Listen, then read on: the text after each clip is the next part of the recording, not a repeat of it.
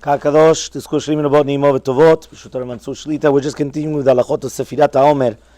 Maram brings down in Siman Tav Petet Sif He, Imenu Yodea Cheshbon. If a person does not know which day it is, Upatach Adaita de Lesayim Kemo Sheishma Mechavero.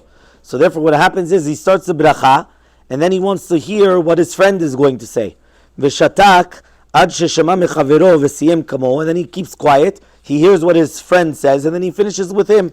So therefore, with the number that he said, he is going to be Yotze Yedei Chovah, which means Maran says it's Yatza. Now obviously this is going to be a B'diavad situation, as the Mishnah Berurah brings down, that Lecha Techila En Lo Levarech Elem Ken Yodea Mi Techila is a Yom HaYom, which means that before making the bracha, you should already know the day that you're actually saying. Because you're not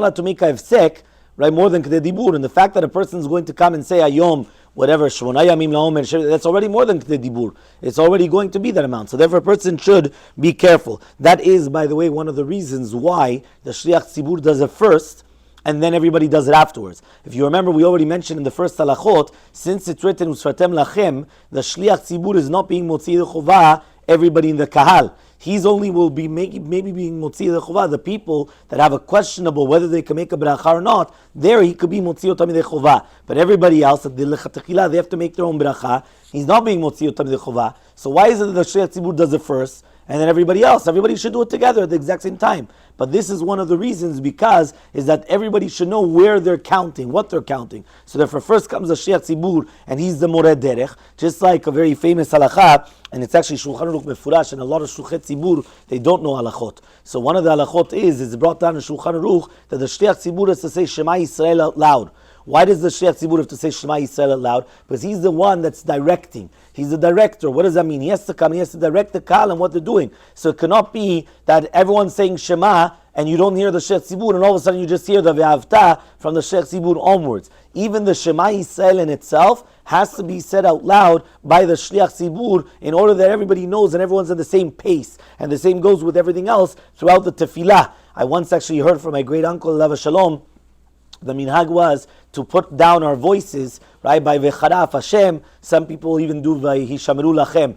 And he once told me, he goes to me, I don't understand. He says, it's not worse than in the Torah. In the Torah, the klalot, right, the brachot, what we read in Kitavo or in Bar Bechukotai, we do not go low that you do not hear it. The Shliach Tzibur still has to say it out loud. People still have to hear. The only thing is we lower our voice. He says the Shliach Tzibur has to understand that he is the Shaliach of the Tzibur, and sometimes you could always have people that they don't understand what, they do not know how to read, and therefore you have to be Motzi Otam Yedei Chovah. So to say V'charaf Hashem, and then you completely go low and nobody hears anything, that's wrong. You still have to say it out loud, but you lower your voice. It's not any worse than the Torah, it's the exact same. So therefore, by Vishamru Lachem, where some people they go down by Vishamru Lachem, some people go down by Vecharaf Hashem, some people go off Hashem Lachem, other people by Vesamtem, whichever one is a minhag, but you still have to say it in a voice that people will be able to hear you, in order that if they don't know how to read, or they don't know what they're doing, so they are going to be tzedachuvah with you as coming as you're actually saying that. So that's going to be the first very important halakha.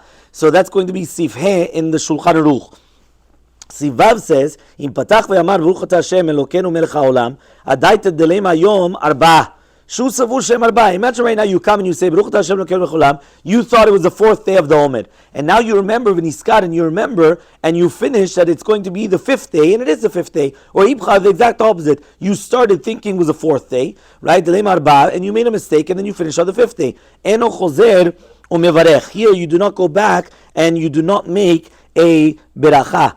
So here it says it's mashma dafka eno chozer mevarech, but you have to count again without a beracha, obviously, which means you're not going to make a beracha again, but you still have to come and you still have to count again if you made the wrong counting, obviously. So he comes and he says, the achronim, they come and they ask on this, says the Mishnah Berurah, because he says, I understand at the beginning where you actually finished off properly. So then he says, so okay, fine. So the beracha, maybe at the beginning the beracha was not done properly, but at the end you did it properly. It's like a beracha. For example, I started and I said, Baruch Ata Hashem Elokeinu Melech Haolam. I thought it was going to be wine. And all of a sudden I finished, instead of Burepria Gefen, I realized it was really beer, right, that I was making the Avdala on. So I said, Shakol Niya Bidvaro. So even though I started off wrong, because I said, Baruch Atah Hashem Elokeinu Melech Haolam, thinking it was wine, but then I finished off correctly, it's going to be okay. So he says the same thing here. But in the Seifa, where you actually did make the mistake, which means even though the beginning part of the bracha, you knew what it was, but at the end of the day, you counted the wrong day. So how does that help? Right? At the end of the day, even though if in the beginning part you did do it correctly, but then at the end you made the mistake, how does that fix it? So he says, so here, he says that according to the Shita Misham Brura, you have to make a new bracha. Why do you have to make a new bracha? He comes and he says, because here the bracha Rishonah was bracha levatala, because you counted the wrong day. Unless you remember talking to the dibur, and then you could actually come and you do it again. Right? So that's what he comes and he says, even though over here he does bring down in the footnotes, in the Mishabra Tiferet, he says that you should not make another beracha, again because of Sefer Berachot Lakel. He says that you shouldn't do it whatsoever, right? To look at the Kaf HaChaim also as well. But he says, but a person should obviously be very, very careful before he's going to make a beracha, that he should obviously know which day he's counting in order that he should not make a mistake when he's doing the count afterwards. B'ezrat Hashem.